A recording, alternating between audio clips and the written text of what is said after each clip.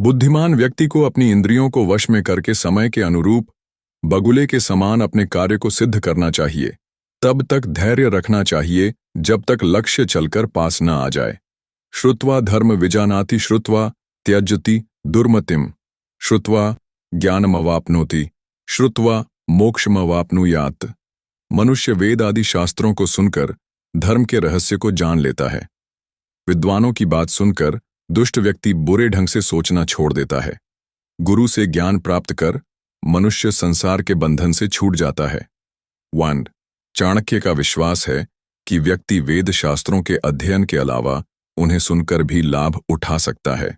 उनका कहना है कि वेद आदि शास्त्रों के सुनने से व्यक्ति धर्म के रहस्य को समझ सकता है और विद्वानों के उपदेश सुनकर अपने बुरे विचारों को त्याग सकता है।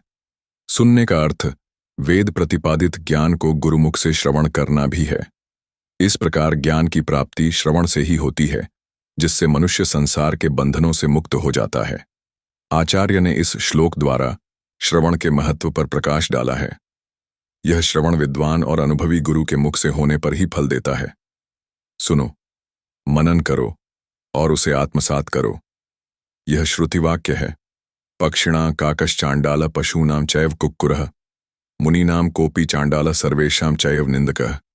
पक्षियों में कौआ, पशुओं में कुत्ता, मुनियों में क्रोध करने वाला और सामान्य जन में दूसरे लोगों की निंदा करने वाला व्यक्ति दुष्ट और चांडाल होता है। L2 भाव यह है कि दुष्ट और चांडाल प्राणी सभी स्थानों पर होते हैं, परंतु दुष्टता की सीमा कहाँ होती है, इसकी व्याख्या चाणक्य ने की है। कौआ पक्षियों में इसलिए सबसे अधिक गंदा और दुष्ट माना गया है क्योंकि उसे किसी प्रकार की शुद्धता का कोई भी ज्ञान नहीं होता। वह सदैव गंदगी पर जाकर बैठता है। पशुओं में कुत्ते का भी वही हाल है।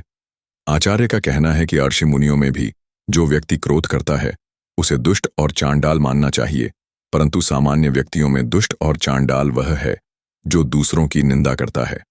भस्मना शुद्ध्यते कांस्यम ताम्रम ममलेन शुद्ध्यति रजसा शुद्ध्यते नारी नदी वेगेन शुद्ध्यति। कांसे का बर्तन राख से मांजने पर, तांबा खट्टाई से, स्त्री रजस्वला होने के बाद तथा नदी का जल तीव्र वेग से शुद्ध होता है। भ्रमण संपूज्यते राजा भ्रमण संपूज्यते द्विज भ्रमण संपूज्यते योगी स्त्री भ्रमणति विनश्यति। अपनी प्रजा में घूम फिर कर उसकी स्थिति को जानने वाले राजा की प्रजा उसकी पूजा करती है। जो द्विज अर्थात विद्वान ब्राह्मण देश प्रदेश की भूमि पर ज्ञान का प्रचार करता है उसकी पूजा होती है।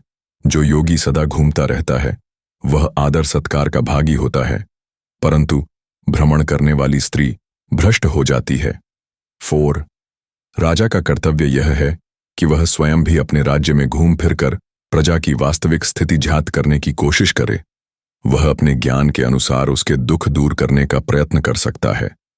ब्राह्मण का कर्तव्य है कि वह घूम फिरकर लोगों को शास्त्रों का ज्ञान दे। एक स्थान पर रुकने से उस स्थान और वहां संपर्क में आने वाले लोगों से संबंध स्थापित होने के कारण आसक्ति और मोह का हृदय में उठ खड़ा होना स्वाभाविक है। यह स्थिति योगी को बांधती है। इसके लिए योगी का एक स्थान पर 24 घंटों से ज्यादा नहीं रुकना चाहिए। इसके विपरीत इन लोगों के समान इधर उधर घूमने वाली नारी अपने धर्म से विचलित हो जाती है।